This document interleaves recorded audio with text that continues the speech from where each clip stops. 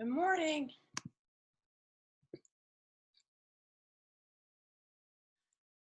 How we doing? Good. Yeah, talk for me. Just say good morning so I can get my volume right. Good morning. Thank you, darling.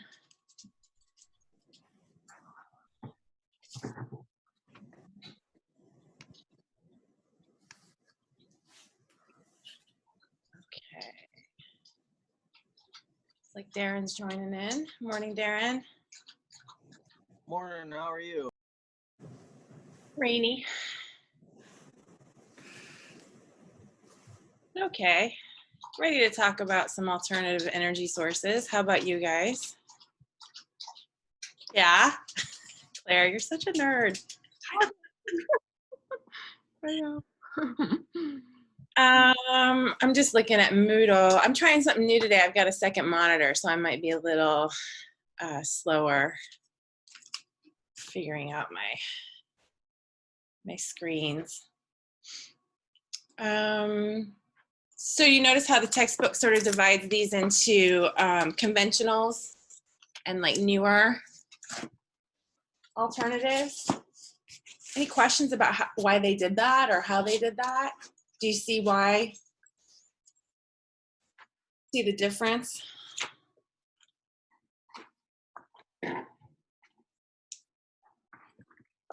See why they call that first group conventional?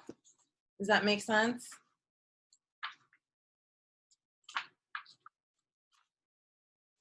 Is it just based on that we're used to them because they've been around longer? Huge uses, right? Like hydroelectricity, huge uses. You know, that runs pretty large parts of the grid, in particular, a very large hotspot known as Las Vegas. Like that's all hydroelectric run. I've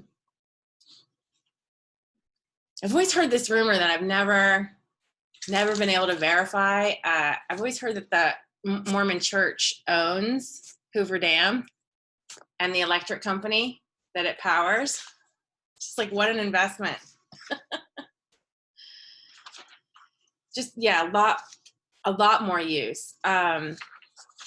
Not compared to fossil fuels, but you know, like something like nuclear compared to solar, we have a lot more infrastructure for the, you know, hydroelectric and nuclear. The new alternatives, what is that, chapter 21? We don't have a lot of infrastructure for that yet. It hasn't been like, hasn't had as much government incentivization or government subsidizing. I mean, just newer, not quite as, usually those newer alternatives are responsible for smaller, like individuals. It's not like municipalities have invested to run on things like solar or hydrogen or the tidal waves. I forget, did they put geothermal energy in chapter 21 with the newer ones?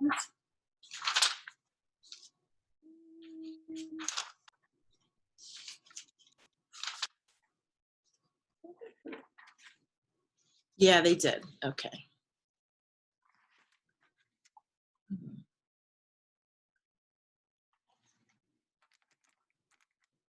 I was going to say solar and solar biofuels, like the newer biofuels, the ethanol, and geothermal. Those were just picking up with the last presidential administration because there was some government activity, some tax breaks to incentivize, particularly for new construction. So you kind of sort of started to see it on universities investing in some of these newer alternatives.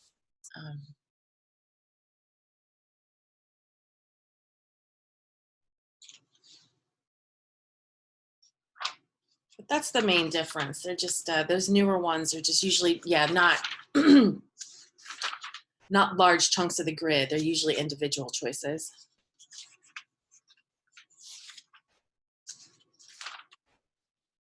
I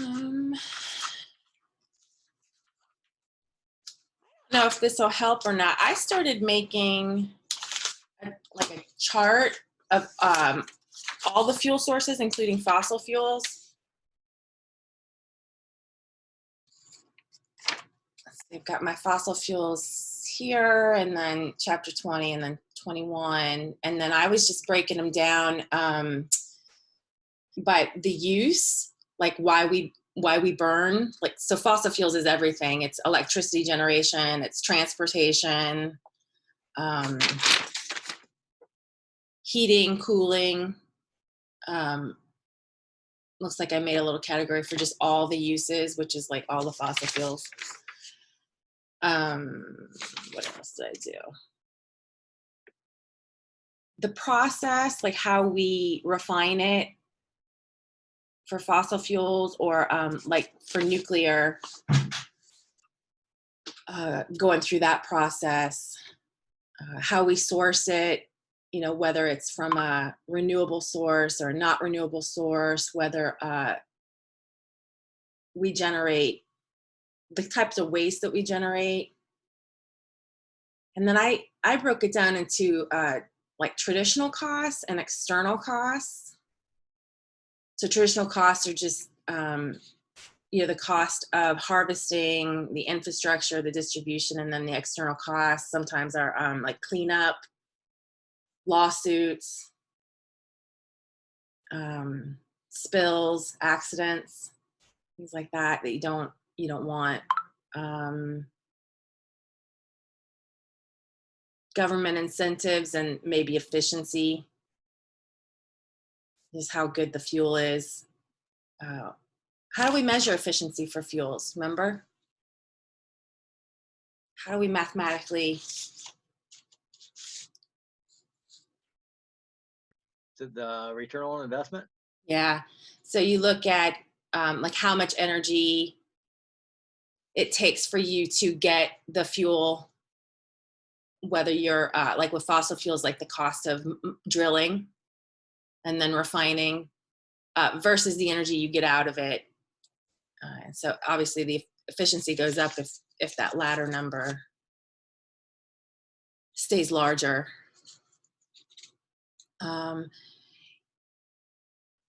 You don't always get all the energy back. Like with fossil fuels, a lot of that efficiency depends on the engine, you know, and how good it runs. So we lose, you know, sometimes you lose. You don't always get all of the energy out of the molecules. Some of it, you know, you lose to heat.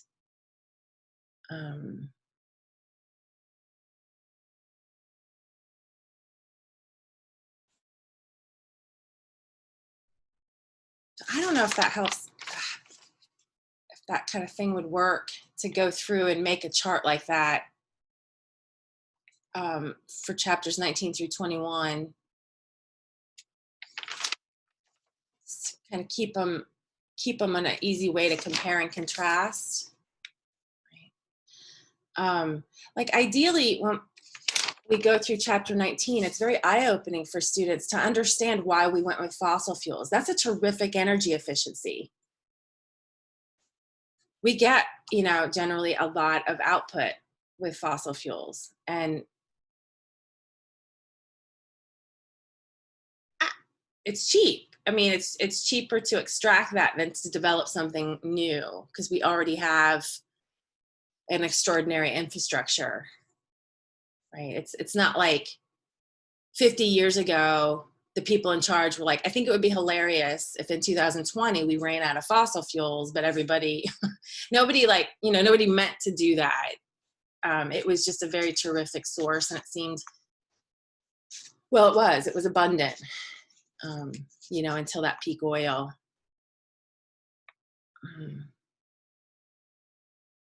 So usually fossil fuels, you know, come out really high when you start evaluating external costs and energy efficiency. The more we have to like work harder to find fossil fuels, like the more we have to go offshore, the more we have to go down deep. Um, that's when we start getting into higher external costs because we have to sort of develop, ways to get down or out. Um, we're dependent more on these all those pipelines, and they're going to leak at some point, and so a lot of that I think was not anticipated as we moved like harder and harder to reach sources. But now if you look at the external cost, I mean, I would expect a company would be pretty good at anticipating things like explosions and leaks because they've become more frequent. So the good and the bad news of that is that as the external costs, get closer to target, it makes it more efficient, like easier to stick with fossil fuels compared to developing something entirely new like wind energy. You know what the number one consumer complaint is about wind and solar? I'm not kidding. This is one of the major drawbacks. Isn't it like the way they look? Uh-huh. I always like whenever if you drive through like a place with a lot of windmills, a lot of people have in their yard like they're like anti-windmill. I think they're kind of cool. Like I'm Yeah, sure. well, you see them more than you would see fossil fuel Yeah. equipment. I mean, you can. I feel like it's pretty frequent to see natural gas wells in Knox County, but they don't take up the entire vista. You still get your pastoral hills and the cows and the whatever. There just happens to be like this small pump. No big deal. But yeah, an entire swath of those giant turbines. Just people don't like to look at it. People don't like to look at solar fields either. That's been a huge complaint.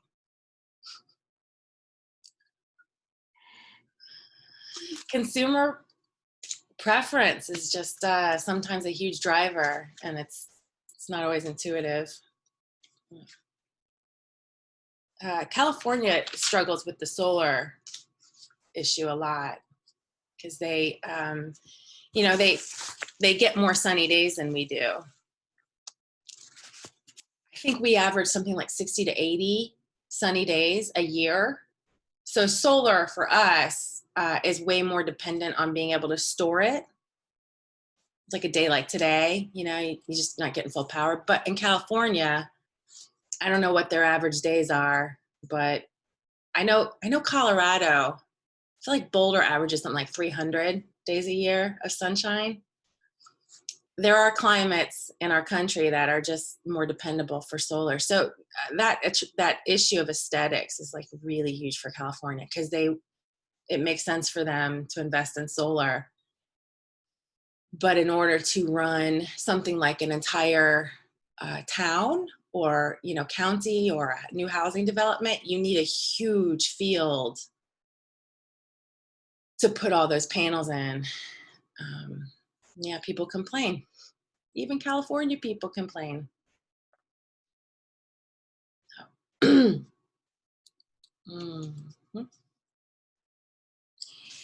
Is there anything you want to go over specifically, like any of the processing?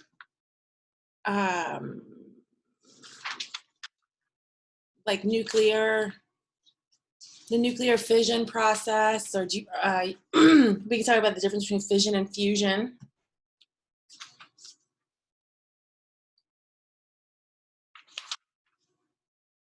Can we do that one, the fission and fusion for nuclear? So fission is when you split an atom. We like throw a particle at it to split it. So you break something up. Fusion is two atoms that come together and fuse. Right? So it's different between splitting something and fusing two things. So it's kind of in the name. The easiest way to keep them straight is just to remember that the sun, our star, right? Our sun runs on fusion. Okay. Huge power. Huge power. So we would like. Large Hadron Collector something they were trying to do fusion with at one point, or am I just combining two things? I don't know. I only know about them looking, for the particle or whatever, trying to recreate the Big Bang conditions and stuff. Looking for the ultimate settling the bet between string theory and particle theory. I didn't know. It wouldn't surprise me. I put up a couple of videos on Moodle that just kind of, it's a nice high budget PBS explanation. They don't separate the fuel sources the way the book does into those conventionals and new alternatives. So it's not quite the same, but I put both of them up because the conventionals and the news are mostly covered. And they do a nice explanation of fission and fusion, in case I leave you wanting some information about that. We would love to do fusion, so it wouldn't surprise me if they were trying in Europe with that large collider. What a cool project. I feel like in that video they talk about someone who's close. The problem with fusion is controlling it, and it still today would cost so much money to be able to create the fusion that we can't get the return on investment for that. That's really the huge holdup. So the dream of dreams is cold fusion, where you wouldn't have to create a power source that's big enough to kick off the thing that runs the sun. There's that thing that runs the sun. So we can do it, but it just takes so much energy to make it happen. You would never be able to get back that energy efficiency. So that's the holdup. I know there was a popular Hollywood movie about this, about a scientist who came up with cold fusion. I want to say it starred Val Kilmer, maybe Elizabeth Shue. Oh, this is early mid-90s maybe. I just saw it on an airplane once. I have no idea if it's good or not, but I feel like when things make it to Hollywood, it's sort of a household concept, and the idea of cold fusion is the dream for getting off of fossil fuels, because that would be so much energy. But we're stuck with fission for now. We do it well. I think people are often surprised to know how much we run off nuclear. It's a really small percentage compared to fossil fuels, but it's done. I think some people still think it's debated. It's no. I think Ohio is mostly coal still, but West Virginia, our neighbors they have a lot of nuclear power still. Yeah, it is cheap. If you can just get around those pesky risks of meltdown and what to do with your radioactive waste. It's a terrific clean source.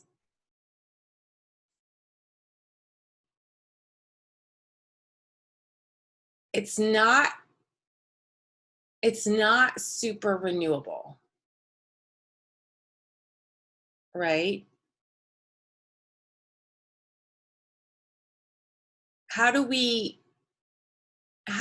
What's the fuel that runs a nuclear reactor? What elements? It's two you can use.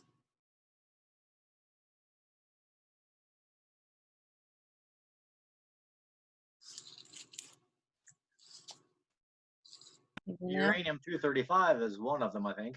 Uranium. There's one other one. You guys got to watch your Back to the Future movie. Plutonium. So you have to mine those elements. And I'm sure you've noticed a pattern when we harvest things out of the earth. Very rarely do you get elements in isolation. It's not like you have this beautiful pocket of uranium ready to go. Usually you have to isolate the uranium. You have to get the other things it's mixed in with off. It also does not come out of the ground in a way that we can use it, we have to enrich it.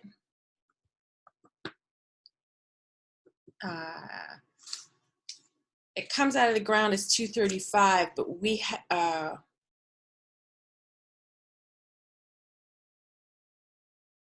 no, it comes out of the ground as 238, but we use 235. So even the way it comes out of the ground, most of it is not the right isotope.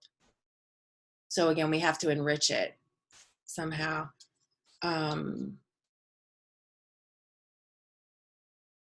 We could make it more of a renewable source. Like we have some choices. A lot of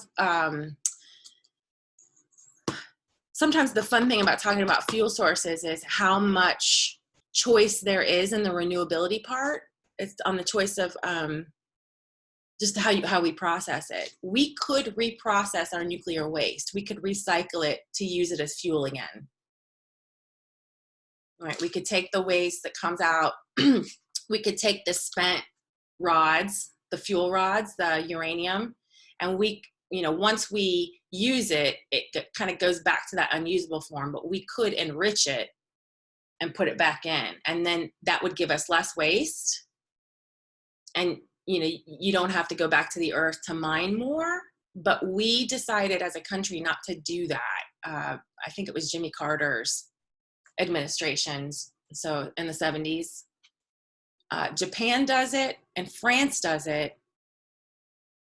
So they make nuclear fuel look very renewable because they recycle their waste and then they don't have to continue burying it the way that we do. But we chose not to. Can you think of any reason why we would just choose not to? And there's a reasonably good reason, by the way. It's not just because we're jerks. Was it the cost of like doing that, or? We would have to build like extra infrastructure to do it, definitely. That's not the main reason. That's not why Jimmy Carter wanted to ban reprocessing. Was it the mines were making money? That's a good thought.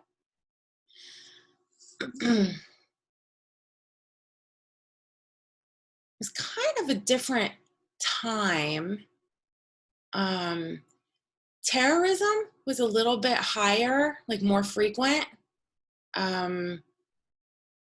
We were in an era where like Palestinians were really, really fighting back, very militant against Israel. I feel like today you hear more about Israel kind of clamping down on Palestine, but back in the 70s, Palestine was taking credit, at least, for a lot of terrorist activities, and they were hijacking planes, particularly. And then there was just a lot of heightened threat and heightened fears. So when you enrich to reprocess a fuel, that's kind of like the part in the science where you could go nuclear weapons. And that's why we banned it. We didn't want a reprocessing factory ripe for terrorists to take over and then turn it into a weapon. That's when we were. And Doomsday Preparers or whatever, Doomsday Preppers, that one show where people like prepare for like a doomsday. They live like next to a power plant and they're preparing for like the ultimate terrorist attack or something that they thought was going to happen. But yeah. Funny, like despite the fact that we've like constantly been at war since 9/11, I would say it seemed like terrorism was sort of more prescient back then. Sometimes it's hard to look back and understand why we made that choice, but if you just like Google 1970s and terrorism, commercial planes were being hijacked, and there were just some really high profile incidents that scared the crap out of people. And then ever since Kennedy's presidents in the Bay of Pigs crisis, nuclear threat, it was huge. back then it wouldn't warrant like a reality show fascination. People were buying fallout shelters. I mean, and that was just like the way you might buy a pantry, a root cellar. Like, I mean, it was just what you did. I feel like there's even an episode of that show Happy Days where they're dealing with all the fallout shelter consequences of the, you know, it really kind of undid the social fabric of the network, of the neighborhood. So sometimes it's hard, but to understand why we made the choices we did. But I think it's kind of interesting because you get beyond the science, and I like the part where like human choice has more room and less limitations than just the pure science. Like fusion will always be held back by the science of it. Like, you know, we have to figure that out. It's not limited by human choice, but most of these fuel sources that in our textbook, it's dependent on like human choice, the psychology of how we perceive, you know, risk and benefit more than anything else. I don't know. I find that fascinating. Yeah, I really like the part I read this morning about we're buying old demilitarized Russian nukes and harvesting the uranium out of those. I'd never heard that before. That was really something. Yeah. Yeah. I'd also highly recommend, especially now while we're all at home, if you have time and if you have, I forget, I want to say it's Hulu, but there's a docu-series, it might be like 5 episodes, called Chernobyl, about Chernobyl, the Chernobyl nuclear power plant that did go into meltdown. It's terrific. I mean, they created the dialogue from the notes and memoirs of the people who responded to that. So it is really historically well done, and they preserved a lot of the historical integrity and built it out of the firsthand accounts. So it was it's hard to watch though. I mean, it's frightening, but it is a huge lesson. And the funny thing, funny, not ha-ha funny, but the interesting thing there is a lot of what happened at Chernobyl was human choice. It wasn't like it couldn't have been prevented. It wasn't as though like the explosion in the tower was one thing, but then the way the government handled it, lying, really exacerbated it. So it kind of reminds me of like, I think we were talking about New Orleans and Katrina. You know, you have the hurricane, but really the big deal was the human choice and how they constructed the levee. And when that failed, it's like it compounds it with a whole nother problem. You know, and then it shut down the wastewater cycle. That's the Chernobyl story. Like, yes, there was a problem in the tower, and took decades to figure out what happened, because the Soviet Union at the time, wasn't very forthcoming about some of their design choices, some of the risks. You know, they really downplayed it, and they really wouldn't have even come clean about what was going on. And people were dying, and people were like oozing because the radiation was just like breaking down skin and your blood vessels. You just have basically, you know, all that instability in the atom. You've got neutrons coming out, going through your tissue, and sometimes they're not strong enough to get out, so they just ping pong, you know, inside your tissue. Yeah, you're just basically getting like pinged inside. People are dying, and they're pregnant women just like watching it from a bridge close up, just watching the weird pretty fire that the explosion made. It is really like pretty, but they didn't get people at a safe distance away. They didn't evacuate the town. And people were just, the exposure just kind of compounded But if they didn't even admit it until the radiation was so high in Europe, like on the other end of Europe, the western end. I can't remember if it was Switzerland or Sweden, but a northern European country on the other end started picking up the jump in radiation and like, well, what's going on? And then eventually, then it came out. But if they hadn't been busted, I don't know if the Soviet Union would have ever come clean. So I highly recommend that documentary if you like that sort of the human psychology component in the fuel choice, and also to understand the risk with nuclear power. When it works, it's terrific. I mean, it is such a clean source. You get so much bang for your buck in terms of how much power comes out when you split an atom. And then that is a downhill reaction, because once you split an atom, it splits and then it splits other atoms. So now you've got 2 things splitting, and then you've got 4 things going and doing splitting, and it just exponentially. So it actually is such a huge reaction that we have to control it. We have to slow it down with cooling rods, large bodies of water. So it's such a huge source of energy, but the risks, when fault happens, it's huge human life consequences. So therein was all the protesting in '80s about nuclear energy. Because we had our own scare. Chernobyl is probably the biggest accident until Fukushima.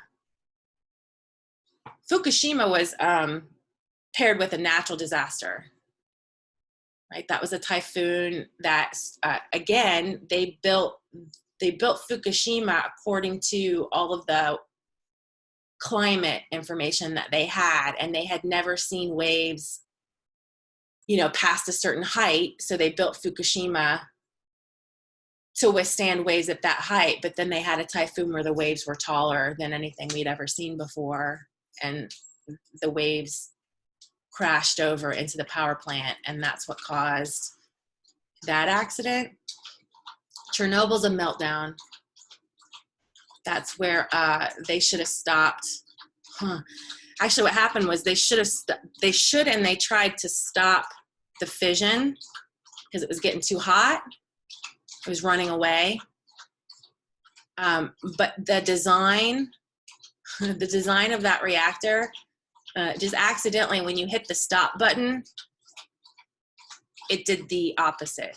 It sort of told the reactor to actually speed up. Oops. So it's fascinating. I highly recommend that Hulu documentary. It'll tell the story much better than I can, and it'll give you those details. That plus a little Googling on the side, because we don't use those reactors anymore. Actually, nobody did at the time because they had been faulty, but the Soviet Union was struggling really badly in ways we had no idea at the time.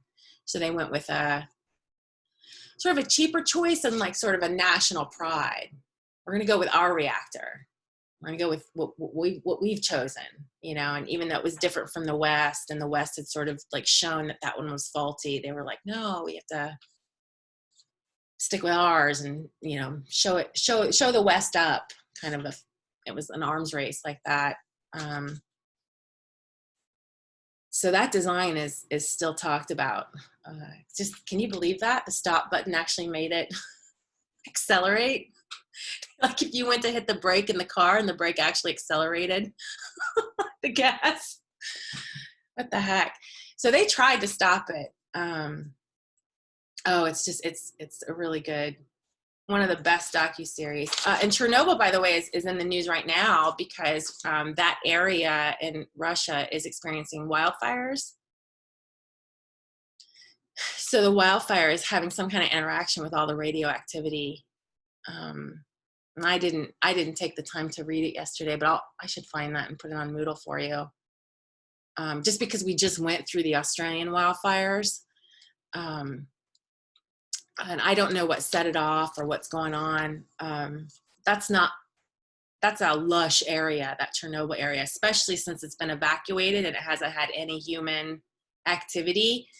All the plants and all the animals have kind of taken over. It's kind of like that Will Smith movie, I Am Legend, where New York is all vegetated and you got deer roaming. So it's like this really beautiful area that we'd like to study ecologically after that huge disturbance, but you can't go in there because the radioactivity is still so high, even all these years later. So I don't know what started the wildfires. It's not like the outback, you know, it's not dry and chaparral or savanna. It's, I don't know, but something's going on. And something about, my guess is the wildfire burning all this radioactive organic tissue is releasing radioactivity somehow. Just sounds bad, doesn't it? The pictures of Chernobyl, I would say, that came out like maybe 10, 20 years ago when it was just left for dead. It is so amazing because it really is like nature took back that landscape. So I feel like National Geographic did a spread and it was gorgeous, but can't touch it because it's so radioactive. So you can't hunt those game and harvest any of those plants.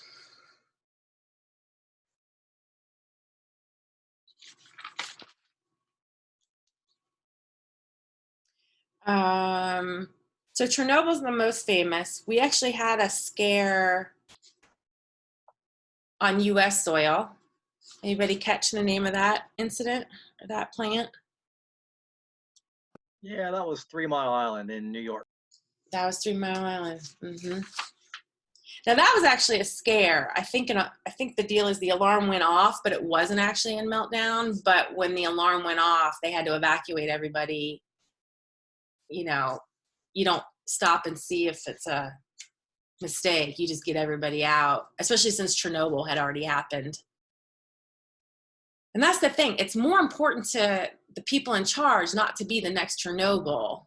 I mean, that's their, it's this, it's the egg on the face that you'll find people worrying about more than the nitty gritty of the safety issues. So could you review the years on that? Because I thought 3 Mile Island happened way before Chernobyl. Oh, you're right. 3 Mile Island was in the 70s. My bad. I know there was one before that. Maybe I'm thinking of Love Canal. Sometimes I get my toxic waste spills and my nuclear disasters confused.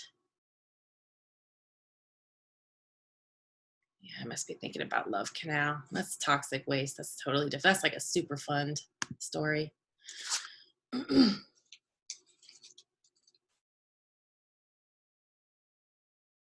I can remember pretty vividly the 3 Mile Island because I was in high school, and when that happened, it was very similar to the movie that came out called The China Syndrome. Oh, yeah. That's a good one to watch. Put that on your bucket list of movies to watch, The China Syndrome. Is that Carl Malden? I can't remember. The big takeaway I have was that they cheated on the weld x-rays. Jane Fonda, Michael Douglas. That's who that one is. So that's a good one. Jack Lemmon. That's who the older guy was.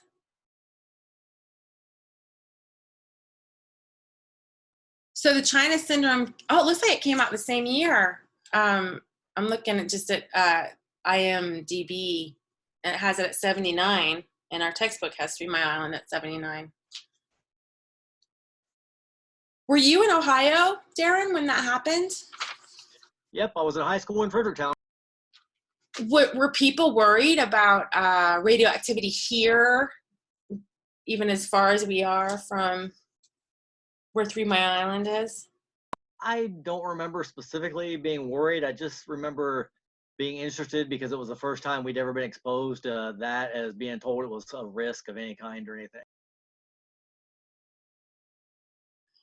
Wow, your textbook even claims that 3 Mile Island inspired Sweden in 1980 to vote to phase out all nuclear power. You'll see that happen after Fukushima. You also saw countries phasing more out, particularly in Europe. Like after Fukushima, Germany started phasing out their nuclear. They made a commitment. Not us, though. We've had presidential administrations who really wanted to put more into that. I think George W. Bush's administration really wanted to look at more nuclear, building more nuclear plants. Because politically it is much more conservative to suggest, if you're going to suggest getting off fossil fuels, and that is a political landmine right there, no pun intended,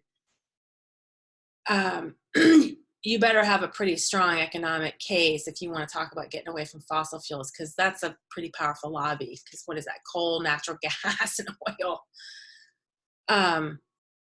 But if I remember correctly, George W.'s administration wanted to look at nuclear. And the big question was, if we up our nuclear production, we're going to have more radioactive waste. And if we're not going to reprocess it, we got to have somewhere to put that waste, right? So his administration, that is when we started trucking nuclear waste and burying it in the Yuma area, the Yucca Mountains.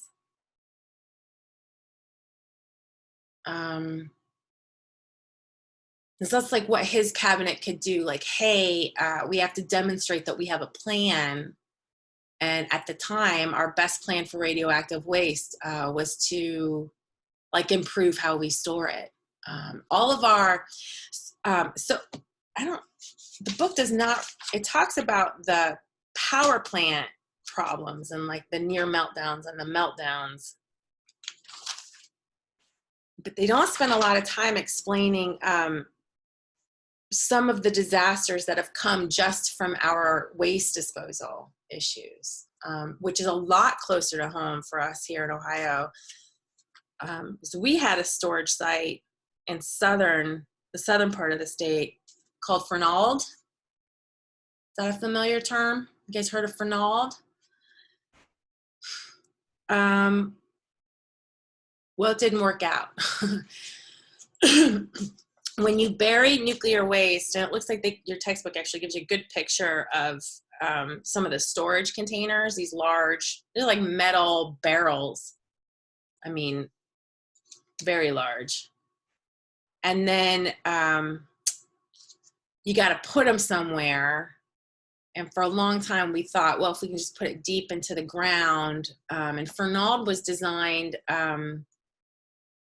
by layering different types of substrates. So like the idea was like, okay, eventually the storage containers are going to leak. We know that. It's really just a question of how long, and like the game is to get it to be like, it should be fine for hundreds of years. But when it does finally leak, because it'll probably leak and then it'll like take us a while to know that it's leaking and then figure that out. Fernald was designed in a way you had like layers of gravel, layers of clay, almost like the way you would build a landfill. You anticipate things leaching out, but you try to like make this burial site prevent the leaks from getting into the water to give us enough time to catch it, and deal with it. And Fernald really didn't work. It did not. The storage containers leaked, and then the way they designed it, it was the radioactivity was definitely getting into the groundwater. I think it's in Butler County. So like Miami University, Oxford, sort of the outskirts of that county. It also, like we designed this storage facility, and it was not near the power plants where the waste was being generated. So we were trucking it to Fernald, right, to get it there. And that in itself brings up some risk, because what happens if that truck gets in an accident? And at the time, at the time, I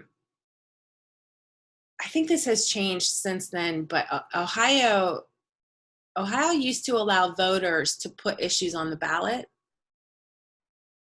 Again, that may have changed recently, but as long as you could get enough signatures on a petition, you could put an issue on the ballot and sort of force our government, our state and local governments to deal with it. And it's how a lot of things got passed in Ohio, including Building 270. I don't know if you've ever noticed the signs on 270 that talk about hazmat. Just kind of, just kind of on the side there. I don't know why anybody but me reads them. But right away you'll notice that these signs are telling you that 270 was funded by a hazmat program. And it was because before it was built, if you ever drive through Columbus, if you don't do 270, right, you usually just take 71 right. I know they just redesigned this, but back in the day, you went downtown and then you would catch 70, or, you would go through the city. 270 was created so that you didn't have to go through the city. And most people think it was built just to be convenient for residents. But the impetus behind it was all this trucking of nuclear waste going to Fernald. And I mean, it's going like through neighborhoods, past schools, past hospitals. And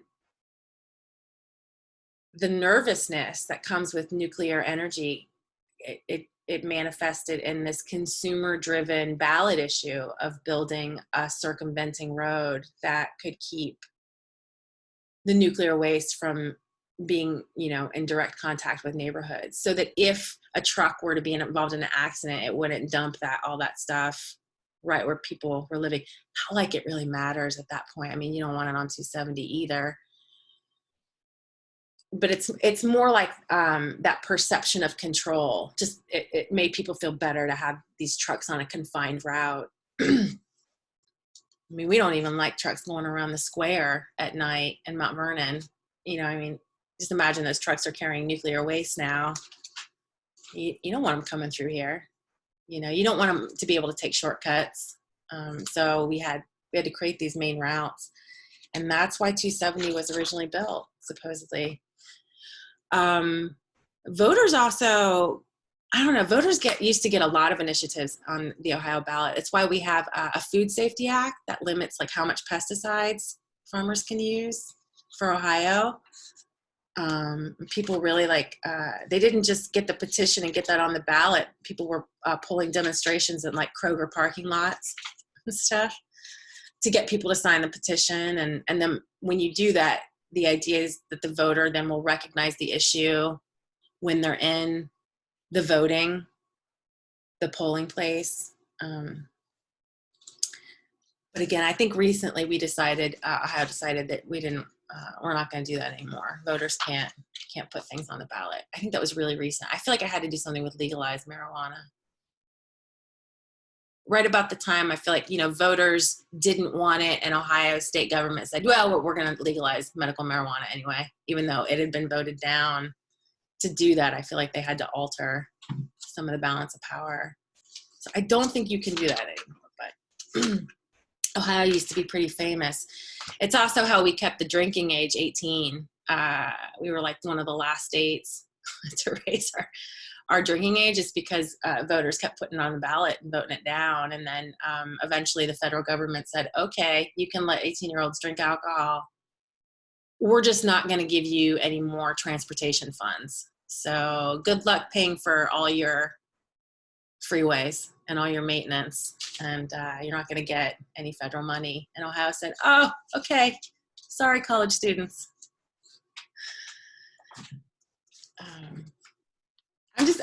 I'm just telling you this because the nuclear power and the human perception of the risks and the benefits really don't tend to match up with what the science is. But it doesn't matter if you've got people freaking out because a 3 Mile Island might happen again, or Chernobyl might happen again, or Fukushima being pretty recent. you know, it's really makes people nervous. But the thing that really restricts us is the waste. I would say, just what do you do with all that waste? That's really our most limiting factor. As long as we choose not to reprocess it, we'll have to find ways to bury it. So most of the science, a lot of our national labs still work on this. I mean, we still really want to be able to invest in nuclear, because in terms of like taking over from fossil fuels, it probably has the most hope, the cheapest investment up front, and we know how to do it really well. And when it works, it's such a dreamy fuel source when it works. And it works, you know, like 99% of the time. It's just that 1% when it doesn't work, again, it's huge. And like Fukushima, we still are detecting, you know, radioactive isotopes off our coast from Japan. So darn it. It's such a small percentage of failure, but the failures, you see how they're just so consequential and you can't like clean it up easily. I was going to tell you, I know Los Alamos, our national labs, really works hard on trying to deal with nuclear waste. And the last I knew, they were using giant centrifuge technology. So a centrifuge just spins things very fast, but at like this shape. And it's basically to separate solids from liquids. And if you can, when you take all the radioactive waste out of a power generator from a nuclear reactor, you have a high level radioactive waste and you have some low level. The high level stuff is like the fuel rods, a lot of the equipment the fuel rods touches, or any of the water that comes into contact with the fuel rods. The low stuff is like the hazmat suits that the employees wear, right? I mean, they're already trying to minimize contact, and then so the suits are just much lower levels of radioactivity. So Los Alamos really tries to separate so that we only have to bury the high level radio. And it turns out that's not the majority of our waste. The majority of it is the low radioactivity. I think they also did something with freezing, like they freeze it and then centrifuge it, or vice versa, to separate it out. And again, like they kind of do something different with the low level radioactivity. They don't have to bury them in the mountains.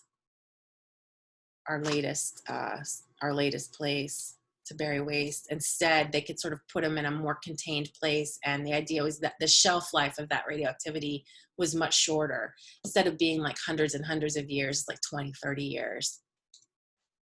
And then it's not radioactive anymore, and you can just, put it in a landfill safely. So that's like the current thinking, is how to minimize our waste. It kind of reminds me of how we use composting and recycling to keep waste out of our like landfills, kind of like applying that similar thought. But most of our national labs are not like trying to get away from nuclear. They're trying to make it better.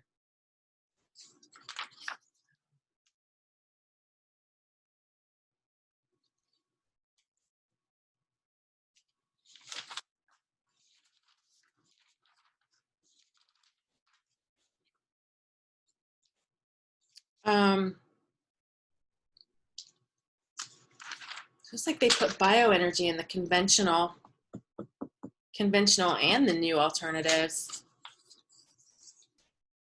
So I want to make sure you understand that biomass is like the original fuel source. We've been doing biomass since humans invented fire. You burn a log, that is biomass. You burn cow dung patties, that is biomass, right? If you have a corn cob stove, that is biomass.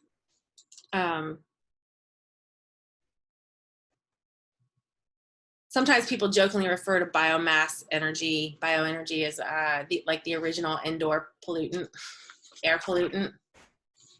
Because the minute you start combusting things, you've got to got a whole host of waste products that are dangerous.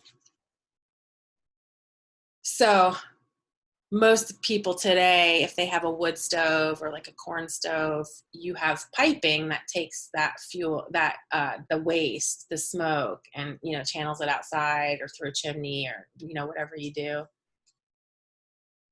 In developing worlds and sort of in the early days of human existence, we didn't do that. So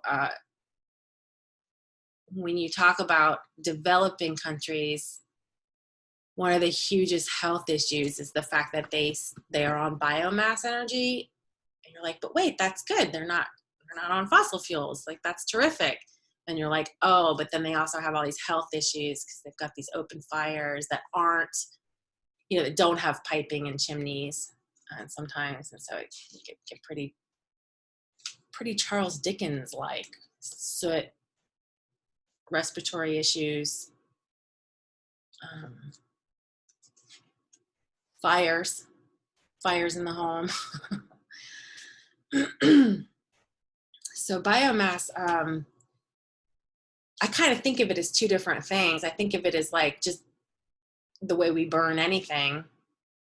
And then there's the ethanol, which is now, we were creating infrastructure to process large amounts of ethanol from corn.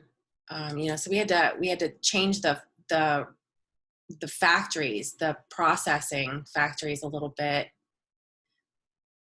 in order to process the corn to get the ethanol. So that's sort of a more recent biomass development. And I don't know where we are with that. At the time, when you started seeing like ethanol at the gas pumps and things like that, that was, we had a presidential administration that was incentivizing ethanol. And now I don't think we do. I don't think our current administration is really interested in funding that or providing tax breaks, et cetera. And they have some reason to do that. It was really starting to, a lot of our food production depends on corn. I know you guys are savvy, so you're going to like roll your eyes, but the corn syrup, the high fructose corn syrup really drives a lot of industrial food production. So we're like, corn is really a big deal. A lot of corn goes into those Cheetos. You know what I'm saying? And then there's the corn oil. The ethanol excitement, like all of that investment was competing with the food corn, and it was starting to show a crack in the thinking, in the planning. Because if farmers were getting a higher price for the ethanol, they weren't gonna do food corn anymore. Food corn also, that's livestock. That's how we feed livestock. So there was a lot of talk of being concerned about this sort of like internal competition. I mean, I know you're savvy enough to know that like if we stopped depending so much on high fructose corn syrup, who cares? That'd be a great thing. But the livestock part of it, you don't want to do that. I mean, that's most of the big agriculture in our county is corn for livestock. And if all the farmers stopped growing that and switched to the ethanol corn, because you have to be particular about the species of corn that you grow. Not all corn's going to make a good ethanol producer. You need a high oil corn, and that's not what we use for feed. You know what I mean? It doesn't have to do that. So but that'd be all the acres lost for livestock feed. That could potentially drive up the cost of livestock feed. Now you're paying more for milk, you're paying more for, beef or chicken, or, it really was something to consider. So the current administration they were getting some information that really was like, I think, well-intended, to sort of watch that issue rather than just keep pushing people for ethanol.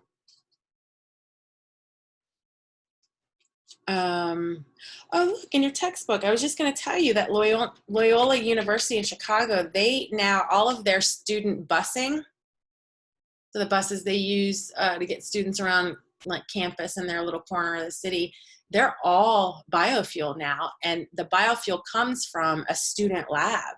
So students actually generate the fuel that runs their buses. And it's a lot of environmental science students. They have an environmental science building and a very sophisticated lab. But you're talking about a fleet of like probably 10 to 20 buses at most. If like Coda and Columbus wanted to make the same choice, they would have to buy new buses or you'd have to retrofit the engines to do ethanol, because you can't just like pump. You got to be careful about that. It'd be a huge investment, Loyola probably also has a lot of extra money that like a city like Columbus is not going to have. Loyola is a private school. It's not cheap. On a similar note to that, do you have any information about that LNG, liquid natural gas station behind the Speedway, I think it is, and who funded that? Because I've never seen anyone getting their fuel refilled at that LNG station. I have, and I can tell you the only vehicles I've ever seen refuel there are the CAT buses. So I guess I assumed the CAT buses run on that liquid natural gas. I don't know. Okay, I never knew that. Yeah, I see them coming out of there all the time.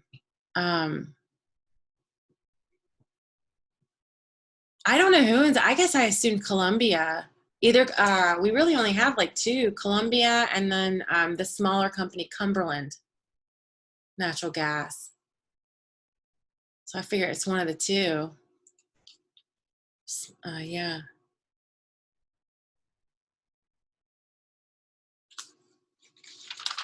It's a good question. Yeah, have you figured out that Knox County is like super resplendent in natural gas? It's like a gift. This is, we have a lot of shale. And as we have come up with more of that directional drilling, getting into the shale, we've gotten really good at extracting natural gas that we didn't used to be able to extract because it was trapped in the shale. A lot of the fracking developments is like shale specific. And it really kind of renewed Knox County's revenue for that natural gas.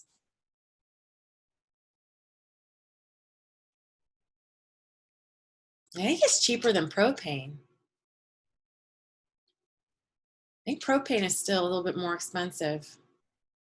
It's cleaner. It's a better fuel, but that's probably why it's more expensive.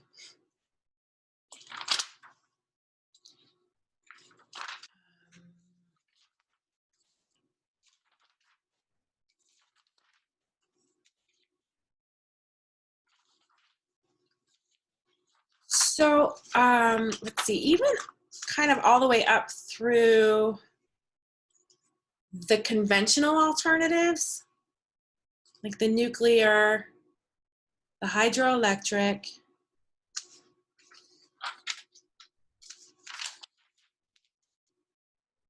well, even wind. Do you see how, all our fuel does, whether it's wind or water or fossil fuels, you need some kind of like force to turn a turbine. That's sort of like the name of the game, so to speak. So a lot of times, yeah, we've used combustion to get that force. If you have a large enough body of water, you can just let the water rush and turn the turbines. Or you can heat it and have the steam turn the turbines. But you can do either way. Some of the newer alternatives, like solar, you get out of that cycle. You get the electricity from electrons already being charged up. Like all electricity is electrons getting zapped. So like normally if an electron like orbits an atom here, if you like give it energy, it kind of gets excited and it jumps, jumping up a level. But eventually it's going to go back down to its ground state. And when it does, it releases that energy. And that's what like electricity is. So the solar kind of gets you around the turbine stuff, because you've got electricity coming right out of those panels. You already got your current. So that was one of the big attractions of it. And one of the detractions for wind, because wind, you're still turning a turbine. You know, you're still in the same kind of that same cycle. But solar, like I say, solar gets you kind of out of that, and that was one of the really exciting things about it. That's what clean energy is. When we talk about clean, combustion is always not clean, just because combustion has hundreds and hundreds of waste products. They're very volatile, can leave behind like resins and residues. Something like using the tides or the waves or geothermal or solar, it's clean because you're not combusting anything. You're not burning anything. So that's what people mean when they say clean. If you don't have to combust something, it's going to get you around a lot of waste products. And that is the attractiveness. Speaking of Loyola, they also have a geothermal building, a building that runs completely on geothermal cycles. They are right on the coast of Lake Michigan. So got a big temperature difference. So that water holds a lot of heat at the end of the summer and into the autumn. But like right now, it has no heat because it let it all go over the winter. So you get these huge temperature gradients, and they are able to run an entire building. And if I'm not mistaken, the floor of that geothermal building, they have like a little glass display where you can see down into the piping where they harvest the heat. And then they have like a little counter or something about how many watts like are being generated, in real time or something. Because it was such a huge investment and such new technology, which means your price is higher. They have to make it very like tourism. They have to. They need to make sure that like parents and donors, see that. And it is a very slick. It's right in the middle of their food court. Very visible, and I'm sure it fetches them a pretty penny when they need to raise money.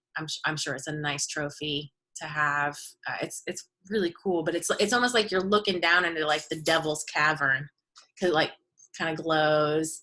It's probably just their lights, but you're like, wow, this building's running on like the bowels of the earth and the lake, this thing the glaciers made. And I don't know, sometimes the nerve of human beings to like harvest nature is just really, it just blows me away. I wouldn't think to do that. I don't think I would come up with this. Hey, let's split some atoms so we can keep our lights on all night long. Just wouldn't occur to me. I also would never put a hydrogen tank on a car. I don't think you're going to find much investment in hydrogen fuel cells. Do you understand the risk of those?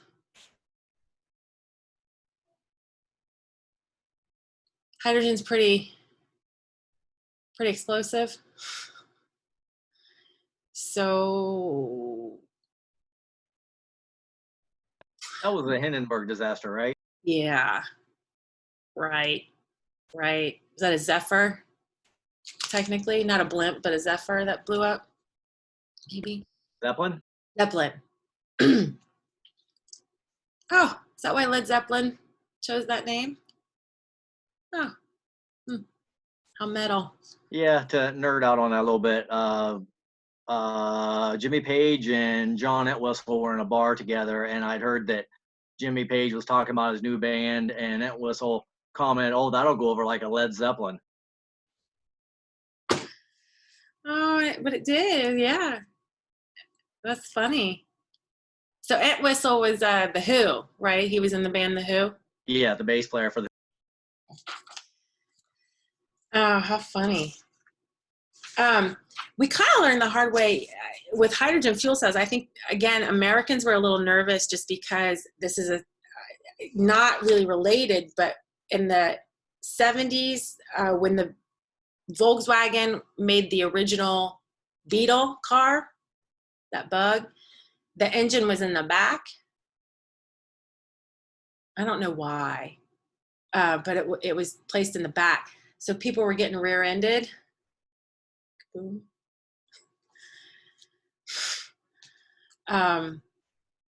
I don't know how much that happened, but all it takes is one person to read that story, and then it just kind of goes through the grapevine. So when hydrogen fuel cells came, I just remember a lot of the adults who lived through the 70s, and I think for a lot of young adults in the 70s, that Beetle was like the first car. I think my parents paid $2,000 for it. I remember they bought it in cash. I don't think it was like a very high performing vehicle. So it was at like the low end for regular folks. Enough people had them when the hydrogen fuels. George W. Bush's administration really wanted to look into hydrogen fuel cells because, again, it's a really clean energy. I don't know. It's cheap. It could be cheap. You have to make it though. You have to like split water to make it. So you have to use fossil fuels to generate the hydrogen in the first place. We don't have any other way to do it right now. So that energy investment, those numbers were inverted because you're still paying for the fossil fuel anyway. And until we can get around that, a lot of people were trying with solar. But like, again, if you wanted to run your car on a hydrogen fuel cell, and so you needed, your tank might be full of water, and if you could find a way to pull that hydrogen out and then the car could run on the combusted hydrogen, it'd be a really nice, succinct way to do it. But what would you do on a day like today if you didn't have a battery or something? And then the minute you have a battery, you have a whole nother separate thing with moving parts that can go wrong. You have weight issues, which for transportation, I mean, you have to think about your weight. That was the other thing. Hydrogen is so light that transporting it would be cheaper. So yeah, I know just as recently as George W. Bush's administration, it was really coming across as attractive to the policymakers.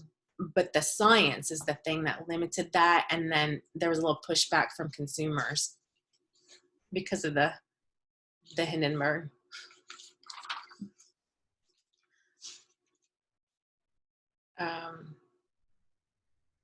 That's pretty cool.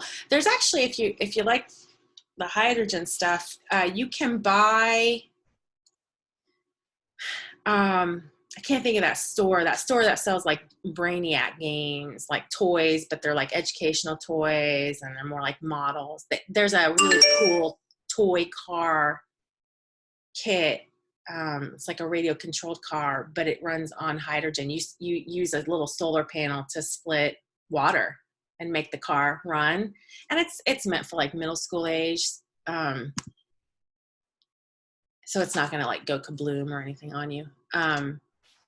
But even with those, like, again, like you would have to have a light source, and on a day like today, you couldn't. So a lot of people, to get them to run, have to have these really high-powered light bulbs, like a spotlight you would use for like us if you were like filming.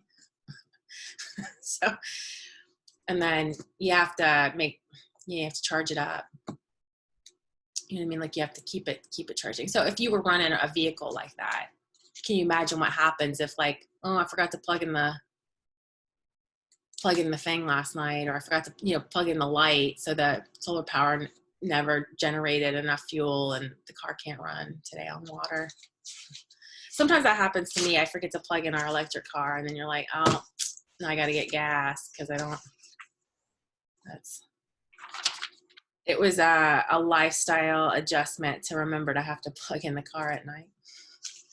And also when we have huge thunderstorms, like we had one pretty recently, like 2 weekends ago, maybe. I had to like run out to the garage and unplug that car because we had a bad power storm once and our car was plugged in charging and it broke the car. They had to like replace the component. And once you get an electric car, there's no working on it yourself. I mean, even Freddie Chevy has to have a special electric engine guy. We can't even change our oil because you have to go past the part that would electrocute you dead. So you don't do it. And it's an adjustment. Yeah.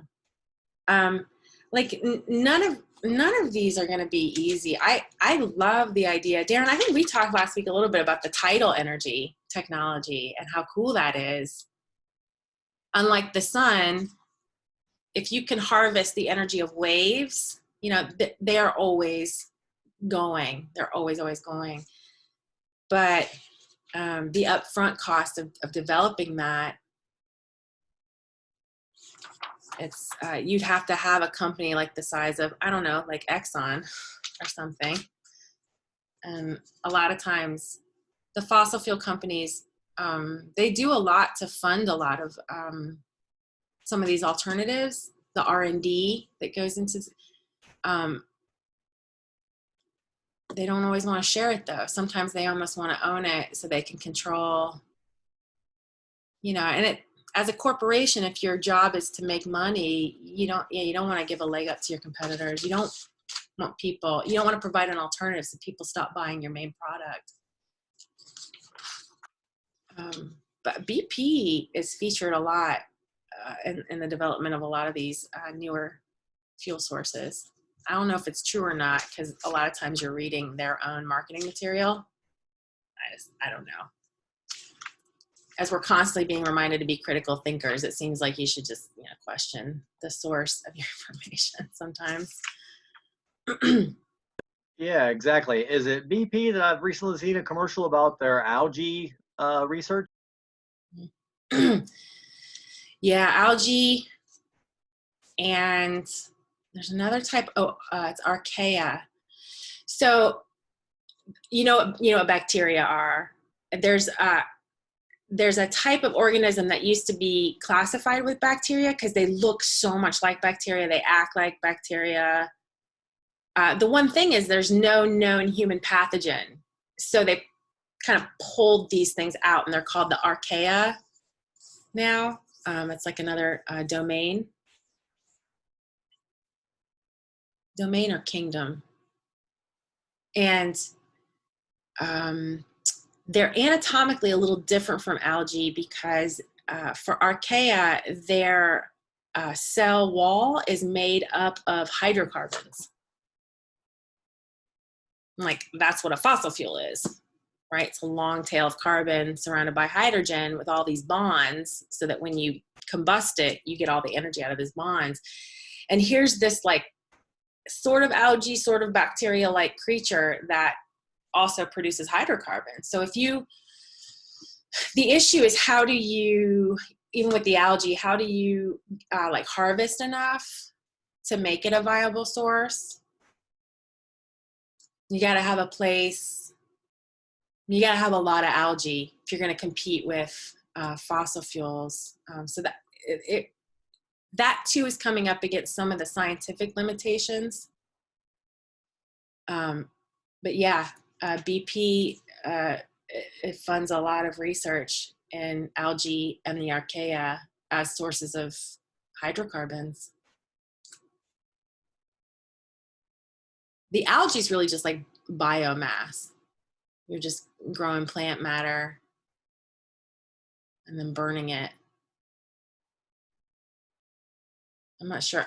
They may try to recreate some of the processes that turn organic matter into fossil fuels, recreating the heat and the pressure. But I don't even think they do that. I think they just try to grow enough to burn. Here's another example. One of the biggest oil magnates Have you guys heard of T. Boone Pickens? Huge oil guy. In fact, there's a famous movie called Giant. It's the last movie James Dean made before he died.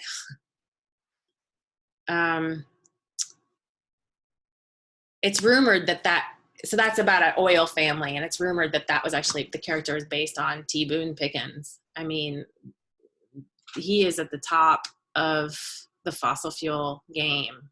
He's just a billionaire. He's also the biggest investor in wind technology.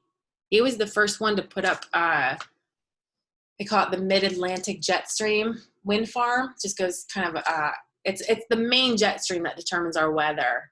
Like for us, right now we're getting like southern warmer winds, so our Mid-Atlantic jet stream is kind of coming up and bringing that southern air up with it. When we get cold weather, usually that jet stream pushes down, so we get like, Canada winds. The jet stream kind of moves and goes across the country, and he was like, gosh, that's a huge jet stream, meaning there's usually winds. It's kind of like the wind that comes off the Pacific has to go up over the mountains and then just like comes down, that we were talking about in the Dust Bowl. And he's like, gosh, that's just never not windy. If I could build a wind farm that, was like wide enough and long enough to always get coverage, always be in that jet stream, he saw it as a reasonable investment. And I think to this day, he's the largest investor and the owner of the largest wind farm, because he himself has been like doomsday warning about peak oil.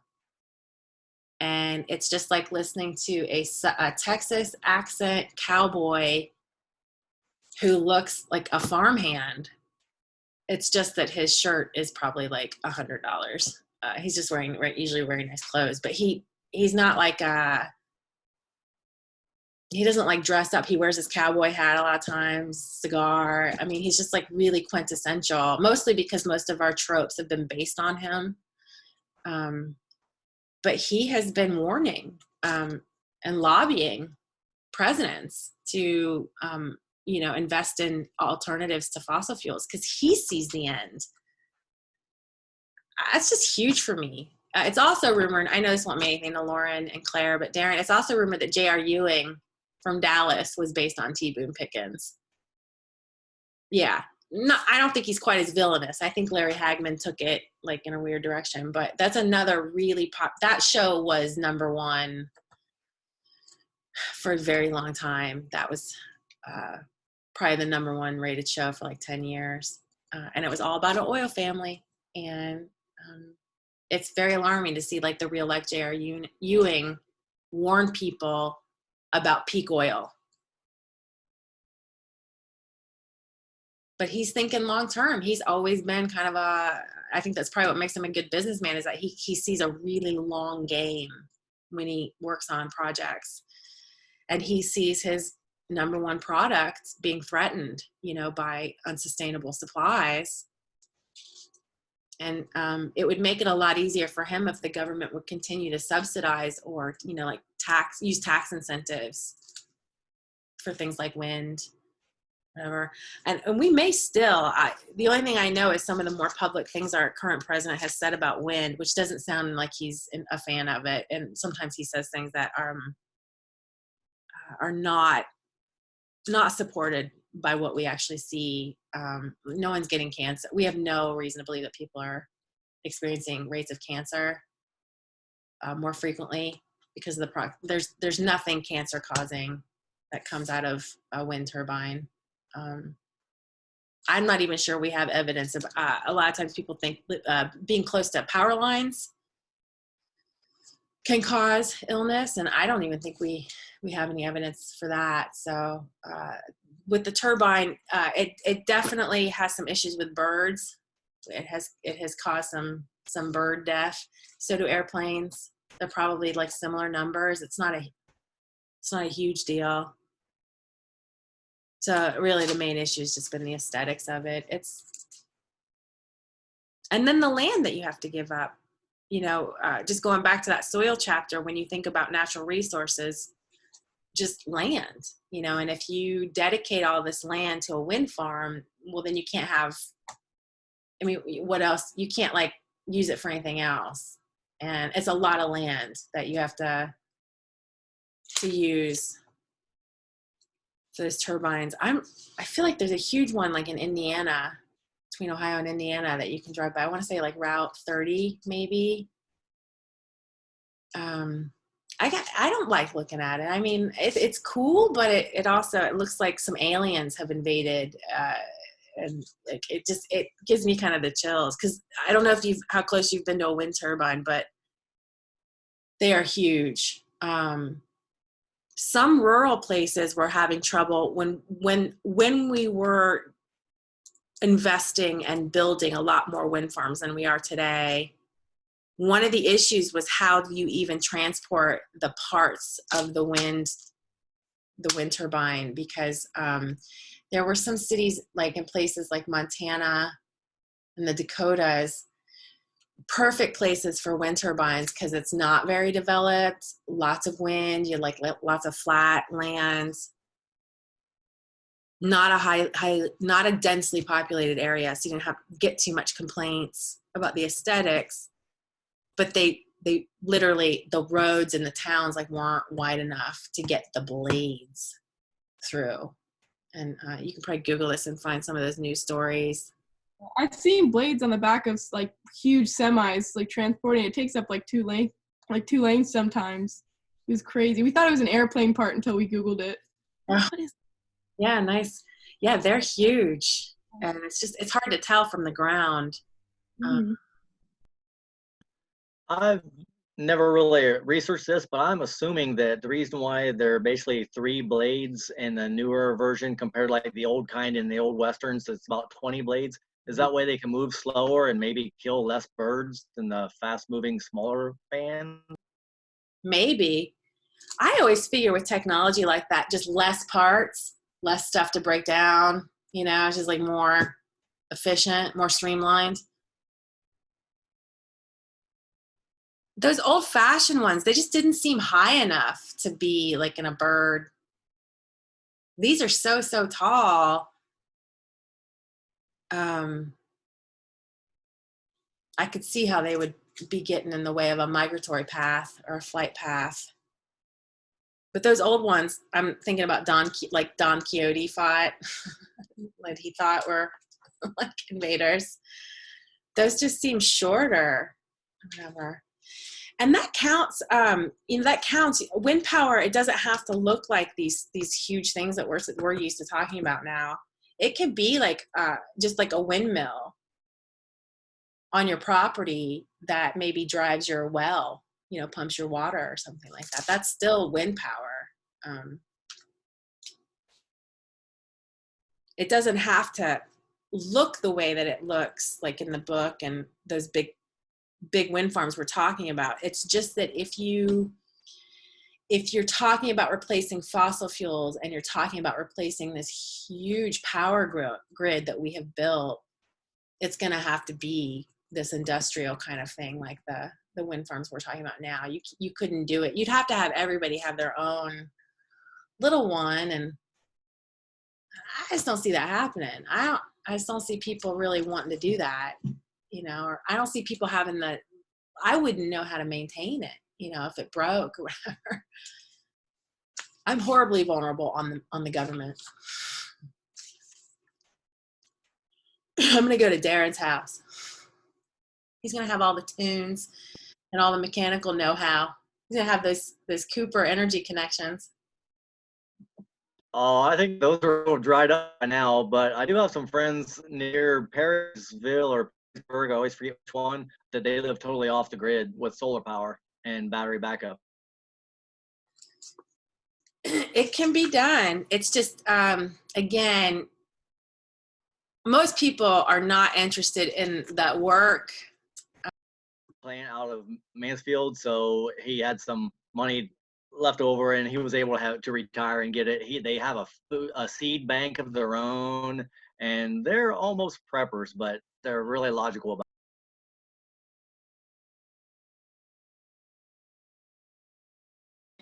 that's a lot of work. I just don't think most people are interested. That is farming life. I mean, that's sun up to sundown. I mean, you are working. Most of us are just perfectly happy to drive to Kroger.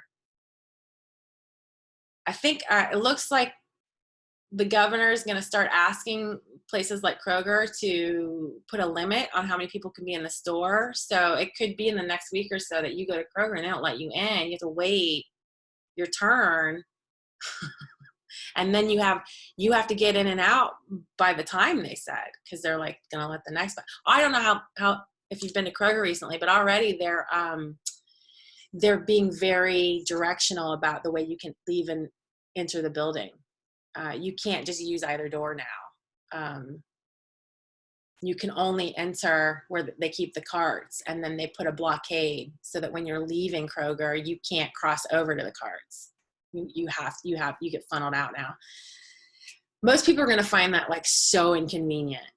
Oh my God, they wouldn't let me in the building. I had to wait 15 minutes. Oh my God. And then they told me I had 40 minutes. And geez. You know, I mean, I can just hear like my aunts and uncles, how this is going to go down. And you're like, oh, did you get in your car and like drive at speeds known only to jaguars, and maybe even more than any natural animal could run? And did it take you 15 minutes to go like get dinner and then you like just took it home and ate it? But if you have to collect those seeds and plant that food and then all the canning and the preservation of the food to get through the winter, I mean, it's so much work. I think a lot of people learned the hard way in the 60s and are learning the hard way now that living off grid is it's not the easy choice. That's why people don't do it. Like, I'm a gardener and everything, but I still love the fact that I can just go to Wendy's if I'm in a pinch. I don't mind that, you know. But even, I mean, just, it's no big deal. Like, you can do it. I can't even believe how many solar panels we have in Knox County. You know, the fact that Centerburg High School is now running off solar, or at least supplementing. That's probably what it'll look like as we move off fossil fuels, or if any of these alternatives really stick. You'll probably see the alternatives like piecemeal supplementing so that we can, like, you know, conserve our fossil fuels. I don't think it's gonna be like one day we all just, you know, switch or whatever. And I don't think it's gonna look like Mad Max where we like run out of fossil fuels all the way before people, because people are already starting to do it. You know, you can get into some of the rural areas of the county and you see where people have put up a solar panel. You know, when I left Mount Vernon in 1993, when I graduated, honestly, solar panels were not like a thing people were talking about or considering. It had like a political connotation to it, like how weird are you that you would do a solar panel? And now, I mean, it's you've got farmers making really smart choices. Our own state government is now they're subsidizing solar. So like if a municipality like Gambier or Mount Vernon wanted to move more to solar, you can get some funding from the government. We had it got taken away, and then recently it got reignited, refunded or something, reopened. And it's almost like funded by the electric companies. It's almost like they're seeing a way that they can still keep you as a customer. Like, even if you go to solar, we could still, you know, keep you on buying our product. Or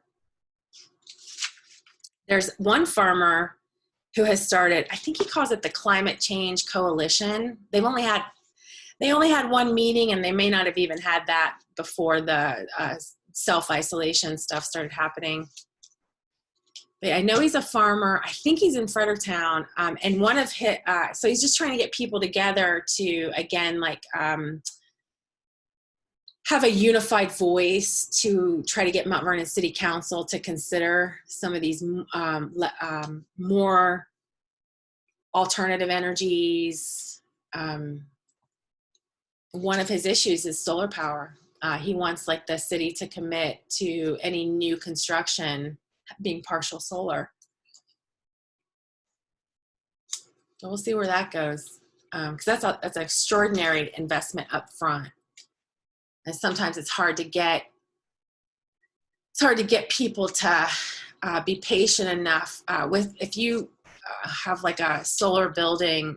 It might be 10, 15 years before you start seeing that pay off because it's so expensive. That's been one of the holdups. People just can't wait 10 years to start seeing a return on that. Companies can't, universities can't, but at the same time, the cost of the solar, the upfront cost has been coming down. So it's becoming a little bit more accessible. And they are saying right now that it's comparable. Like if you wanted to go solar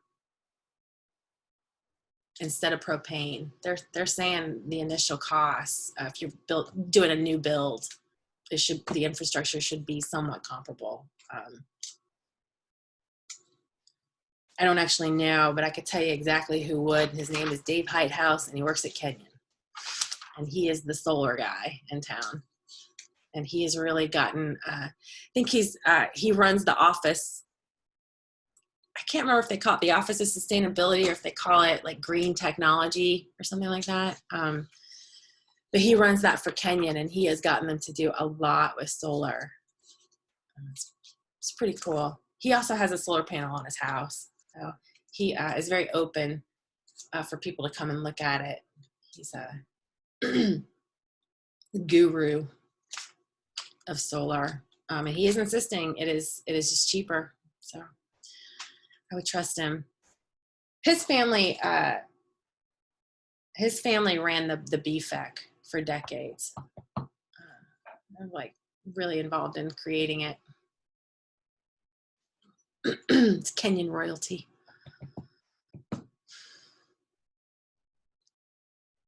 Well, anything else that I didn't drone on about? You want to go over? For the exam, I guess I was really thinking about maybe like a matching section where a fuel source has like a unique risk or a unique benefit, kind of listing that.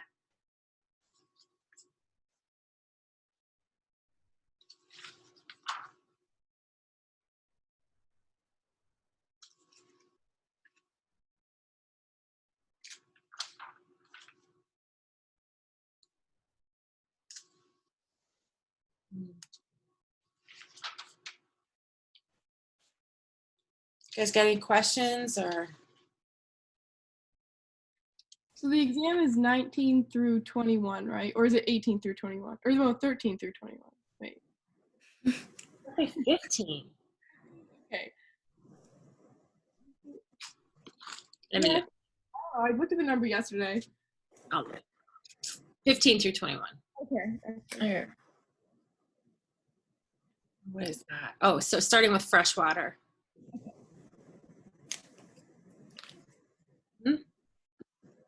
Okay, so for the writing assignment this week, Mhm. no Dropbox.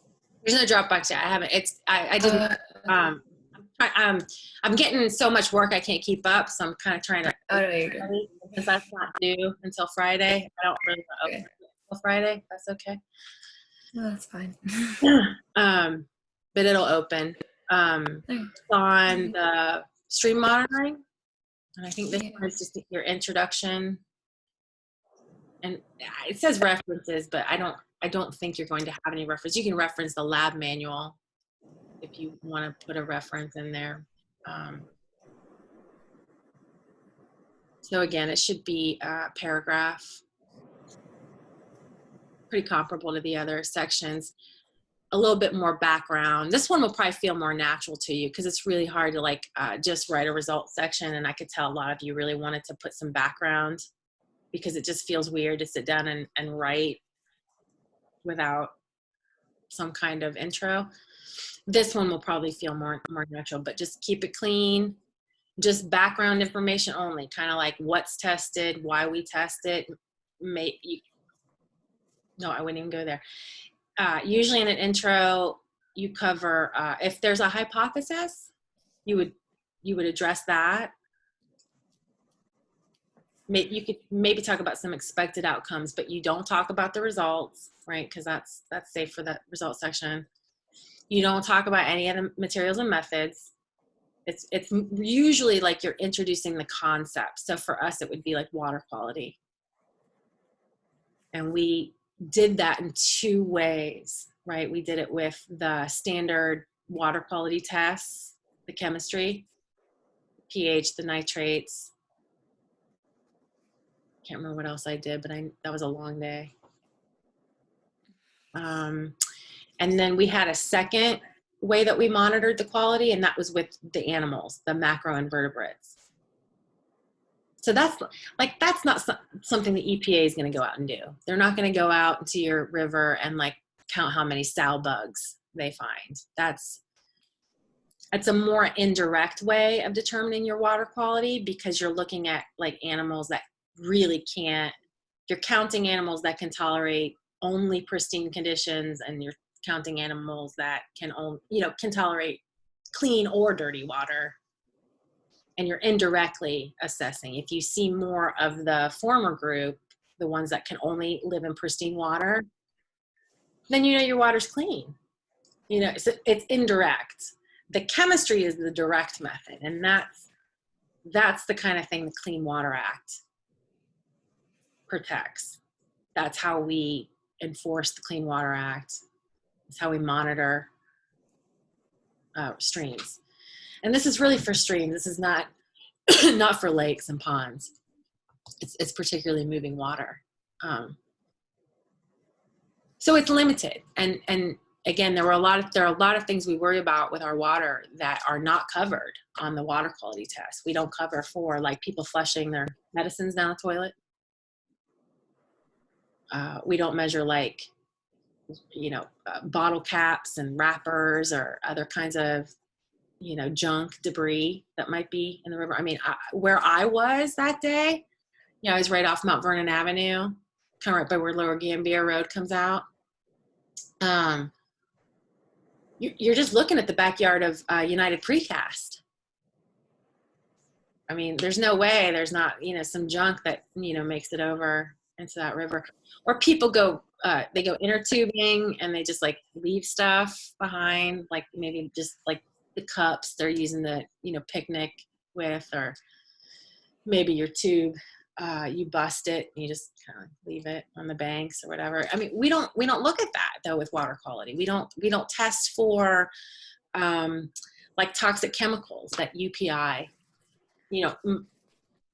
I'm not saying they're dumping it in the river, but if they just dump something on their property, it could, leach down into the groundwater and make it to the Kokosing right there.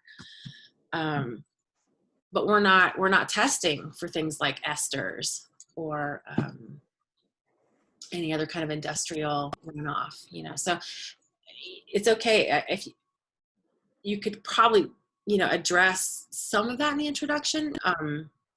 If you just wanted to touch on it, but you wouldn't really flesh that out. That would kind of be, can you see how that would be like a really meaty thing to talk about? And the minute you have something meaty to talk about, that's at the end. That's in the discussion section.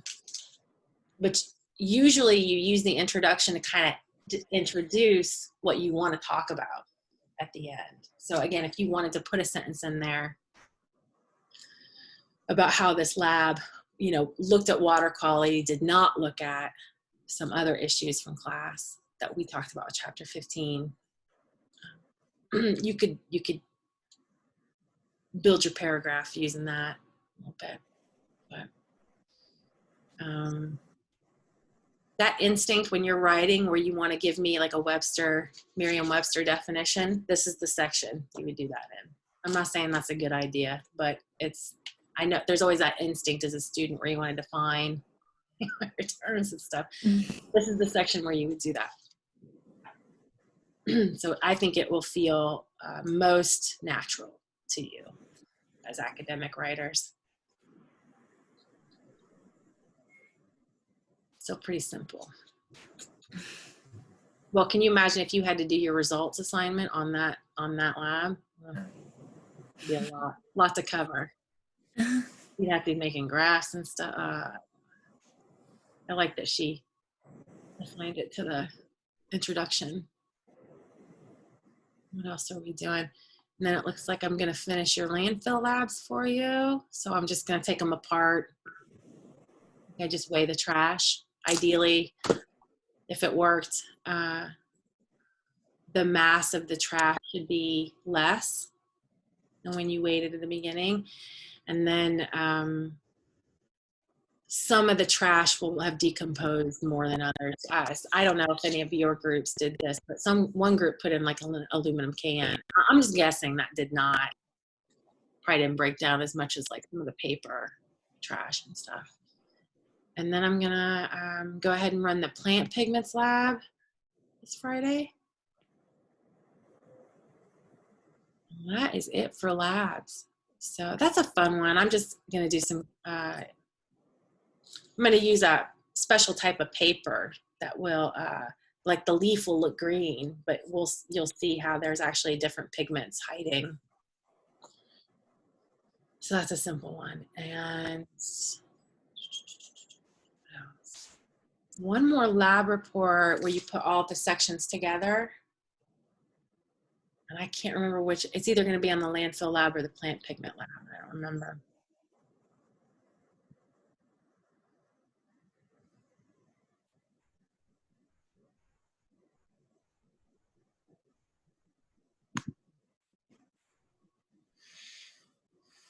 I'm just looking that up for you.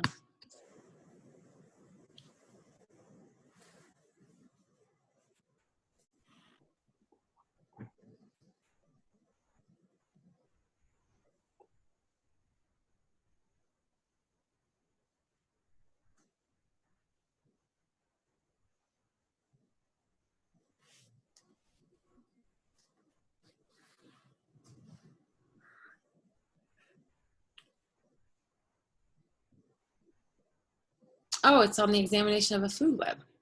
So it'll be the owl pellet one that we just did Friday. That's the one you'll use to do the whole lab report.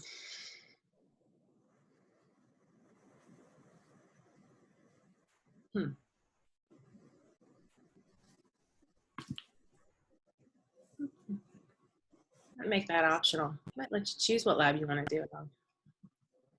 That one's kind of Claire liked it. I don't know. I don't know. And yeah, Friday's our last lab. I'm just gonna finish those two.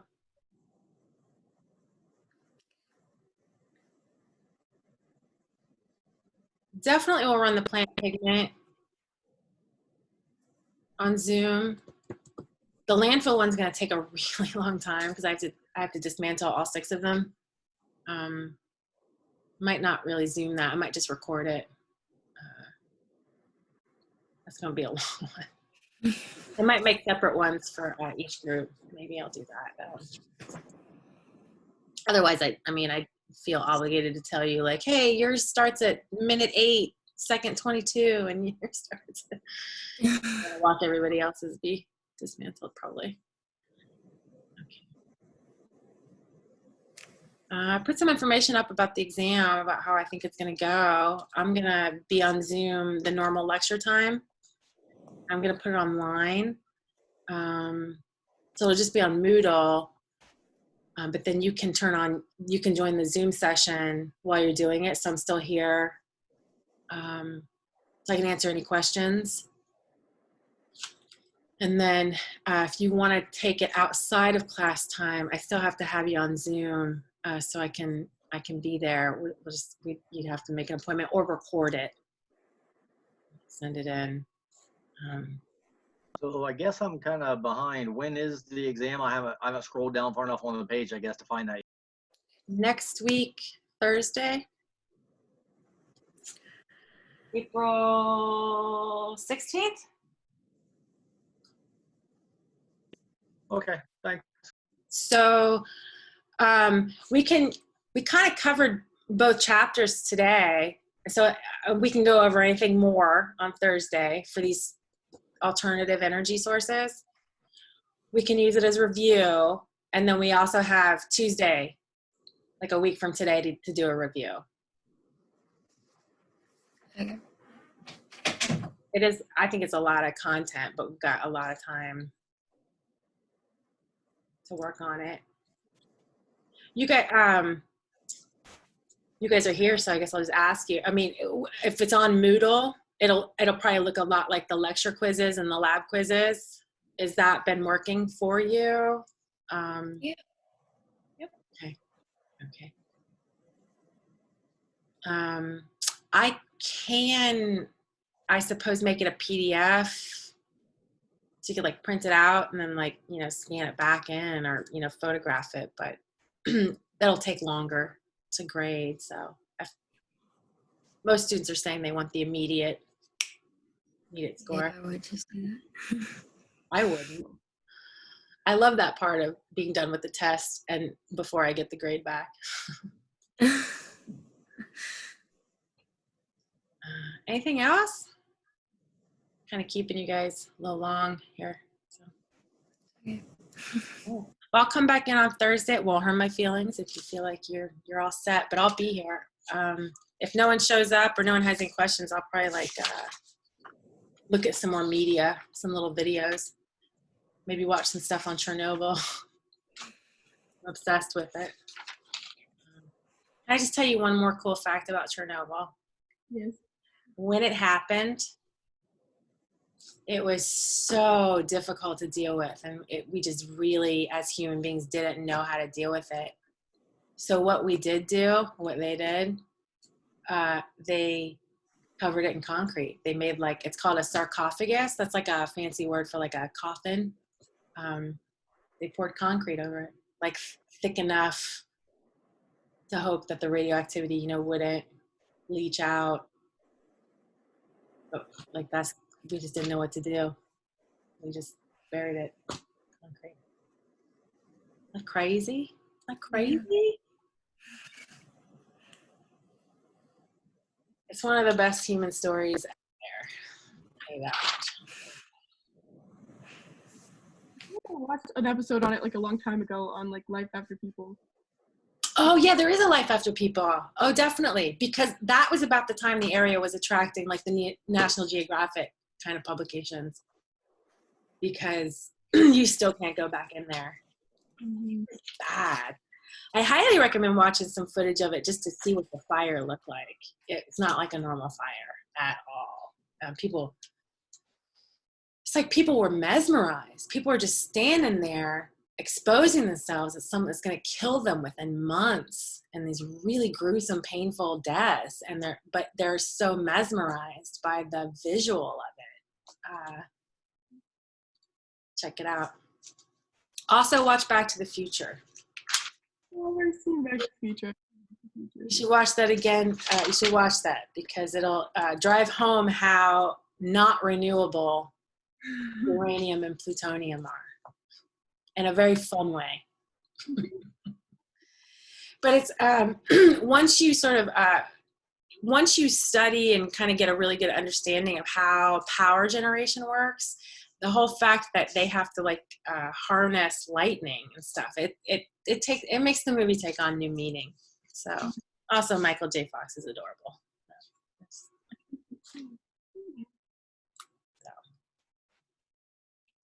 All right, well, I'll see you guys Thursday if you need anything. Email me in between. I'll put up some drop boxes, Lauren. Sounds good. Thank you. Betcha. Bye, guys. Good to see you.